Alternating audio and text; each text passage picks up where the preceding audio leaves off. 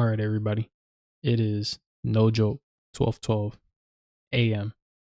So if this don't get love, man, I'm gonna feel some type of way. No joke. But anyway, putting that to the side. Um Again, I've been wanting to keep my word about doing these lessons through video. I know some people get a lot out of it that way, so I want to be consistent with doing that as well. So with that being said, again, I'm gonna kind of go over the lesson real quick. But again, I won't talk a lot. I don't like doing that. But let me transition right here. Our lesson in this little quick review we got going on is lesson 12, which was about Esther and Mordecai. Now, in summary, to put this, it was basically a lesson about witnessing in a foreign land. And this is applicable to me and you because we are strangers more or less here. We live on the earth, but the earth is not our home. If you get what I'm saying, this is not our final destination. If you're a Christian, you would understand that the end of your life is not just die, decompose in the dirt, turn into fertilizer, and that's it. Like, there's more to this life, which is really eternal life when Jesus returns. So, with that being said, the principles we follow, the code of conduct we follow, is not necessarily the code of conduct that the world follows. You get what I'm saying? So because of that, sometimes that brings us into conflict with society because we're not doing what the world wants or how society does things, and people look at us as the outcasts or the odd ones out. And we're blessed, or I can say I'm blessed. I live in America. If you're watching this, you might be living in America or a Western nation. But there are Christians around the world who don't have that privilege, where they can worship Jesus without threat of being put in jail or even executed. But even in those moments, like Daniel showed us and Esther and Mordecai show us in the lesson, if you're faithful to God, God will stand for you regardless, and no matter where you are, you can always be a witness for him. So let's just dive into the lesson real quick, and again, we'll just keep it pushing. So with that being said, the lesson kicked off. Ooh, let me take my head off in a second. Pause. Yeah, okay, let's do this real quick. So yeah, with that being said, this kind of sums up everything I said. But yeah, this is not our permanent home. You get what I'm saying? We have more to this life than just here and now. But with that being said, it pretty much starts off with Daniel and his friends. So as you see here, Daniel and his friends, they were in Israel, but when Babylon conquered them, they hauled them off. They took them away, and they were living in Babylon, learning to become royal subjects, and royal administrators, more or less. Now, with that being said, what happened is that they were in a country where they would be forced to eat what the king wants them to eat and to do what the king wants them to do. They didn't belong to themselves, more or less. It was whatever the king ordered, that's what you do. So the fact that they saw food coming out that was probably sacrificed to idols, food that was unclean, undoubtedly unclean food like pork and all these other, unclean foods that the Bible prohibits, they defied the king essentially and said, King, we love you, we want to serve you, we want to obey you, but these we cannot do. Just give us 10 days, let us follow our simple diet, and if it's not true, then hey, we'll eat what you give us. But that just shows the amount of faith they had in God, that they knew that God would see them through it. It's a blessing. They prayed, of course, and they ate and they worked, but God blessed them. Amazing. Now, let me put this back up real quick. Not only that, it just brings up that point where it's like, yeah, it's easy to serve God when everyone else around you is serving God. It's easy to serve God when the circumstances are easy. But when you're in a foreign country, when the rules are different, are you still going to serve God? You get what I'm saying? Now, give me one moment. I'm going to pause myself.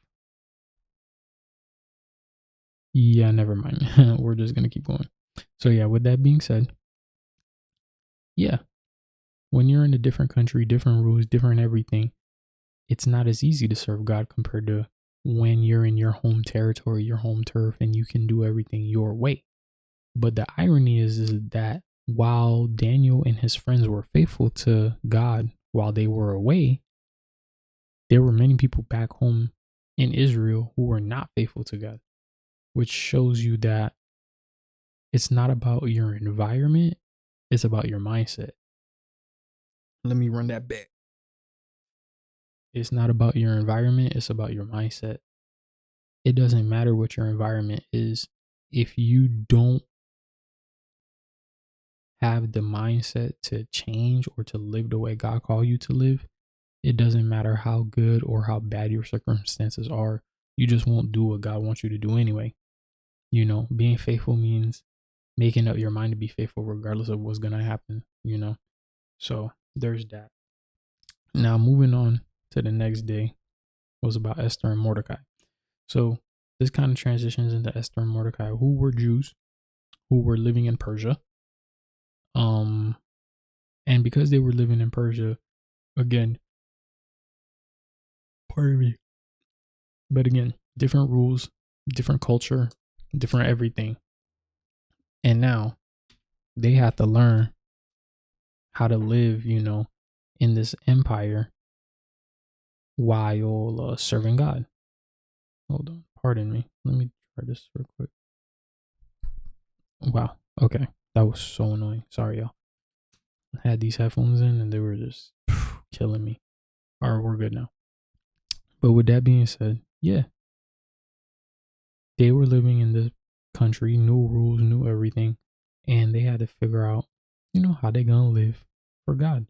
Now, keep in mind at this time there was definitely there was some political tensions going on, and there was definitely some political instability.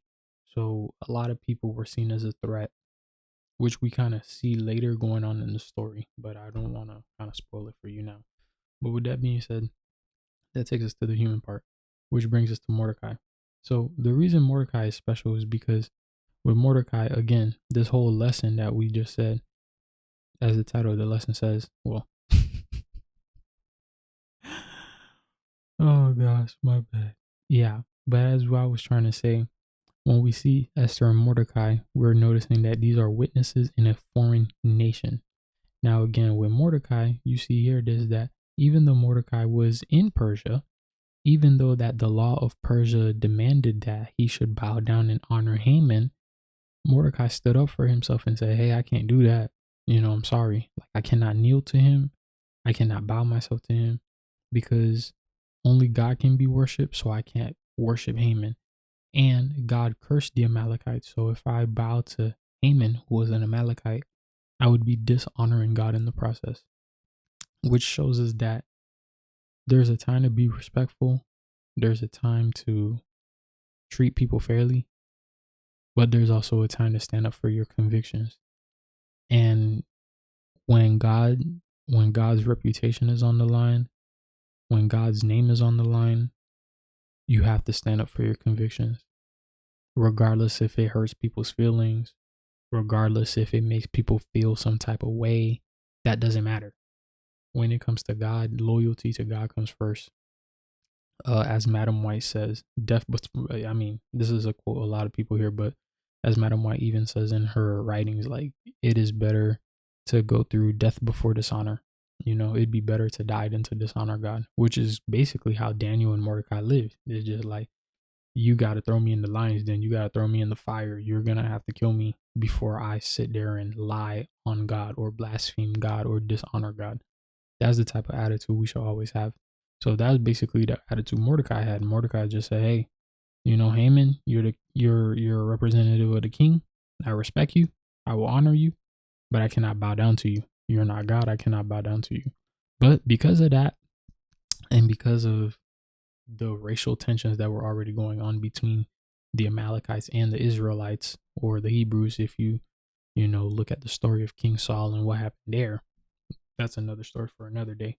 But once you kind of know what happened there, you'll see how much Haman disliked them, hated them, and basically was making a plan to, get rid of them, execute them. Now, this brings Esther on the scene because Esther, as you guys know, she became queen at this time, but they did not know she was Jewish. The only person who knew she was Jewish was her uncle Mordecai. So Esther hears the decree to kill all the Jews. Mordecai is definitely included on that list, but nobody knows if Esther's a Jew. Meaning that if Esther didn't say anything, in her mind, she's thinking, okay, if I don't say nothing, I could get off free. I could get off scot-free and just shake this. But Mordecai reminded her and said, don't think you're going to get away from this. If you think you can hide from this, surely you're going to perish. But God will deliver his people by some other means. So who knows? Maybe God chose you for such a time as this. And then Esther realized, oh, wow, that's true. Like, there's no way I was supposed to be queen. It was God's favor. So it's like she realized God put me in this position to help save his people. So then what we see here is that Esther took action. She took action, and she basically fasted and prayed for the next 3 days. No food, no water. No food, no water. And she just knew that it was time. It was no more time to play games. It was no more time to front. It was nothing. She had to get busy. But because she prayed and because she fasted, after that, she took action, which is another thing we have to do as Christians. It's like we need to pray and work. We got to pray and work, work and pray. Pray, work, pray. Basically, as they say, is like you need to pray like nothing in your life is ever going to work and only God can do everything for you. But you need to work like God doesn't exist and everything is in your hands. That's how you get success in life. You got to pray like God, the only one who can save you from yourself. And you got to work like there's nobody else except for you in this world who can save you. If you work like crazy and you pray like crazy, you're going to have crazy results. Like that's just really the formula. So with that being said, Esther prayed and fasted for 3 days as well as the rest of the nation. God hears them. Sorry. And then they move into action. So as you see here with that, God gave Esther courage. God gave her the courage to go to the king, who could have easily put her to death. Again, because with all the political instability and the riots, they were on edge essentially, but God granted her favor. God gave Esther that plan for them to come over, and make a dinner for them, and then she would tell them the truth at the dinner. God blessed Mordecai because he put on the king's heart to honor Mordecai. God blessed Esther to speak against Haman when the time was appropriate. God blessed Esther by allowing Haman to basically expose himself during that moment. And then God also blessed Esther by touching the king's heart and saying, hey, we cannot change the law against your people, but we can add a law that allows your people to defend themselves. And with that being said, they definitely did defend themselves against their enemies, and they defended themselves so well that there were a good amount of people who saw and converted, and followed God after, because they saw what God did for his people, and they were touched by that, and they realized that this is the God that they serve who could bring them back from such a situation. Then this is the God I want to follow as well, so that was definitely like a blessing both ways for them. Here's a quick quote where it says, the crisis that Esther faced demanded quick, earnest action, but both she and Mordecai realized that unless God should work mightily in their behalf, their own efforts would be unavailing. So Esther took time for communion with God, the source of her strength. God wrought in behalf of his penitent people. Now again, like this is like a great quote, honestly, where it's like, yes, there are moments in life where you know you need to get things done. There are moments in life where time is not on your side. There are moments in life where you have to make quick decisions, but you still got to realize that if you think you're just going to do it all by yourself with your own energy, no help at all, you're more than likely going to fail.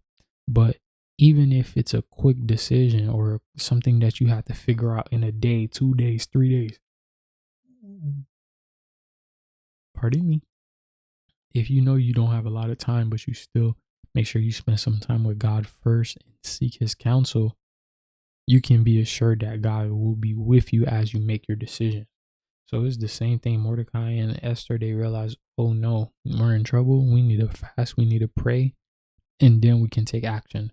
But if they just jumped out the window and was like, oh, that's what Haman doing? Okay, don't worry. We got something for him. Oh, we finna take care of him. Oh, we finna pull up to the king right now. We gonna talk to the king right now. Oh, okay. Yeah. I think we would have had a very, very, very different story if that was the attitude that they had.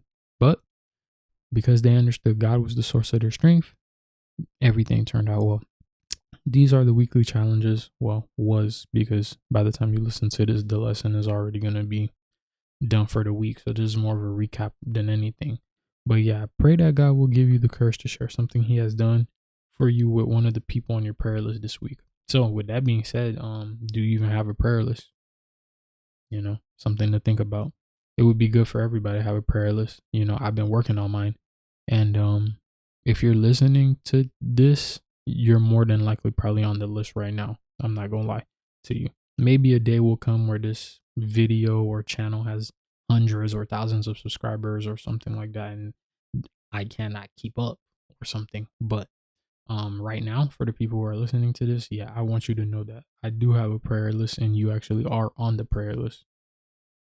So yeah, that is a good way to kind of make sure you focus on something every day. Is like, if you have a list, when you talk to God, you can always go through your list and make sure you're just that way, you're not forgetting anything. But yeah, pray for somebody on that list. Like, if you don't have a list, make a list and then pray for someone in particular on that list.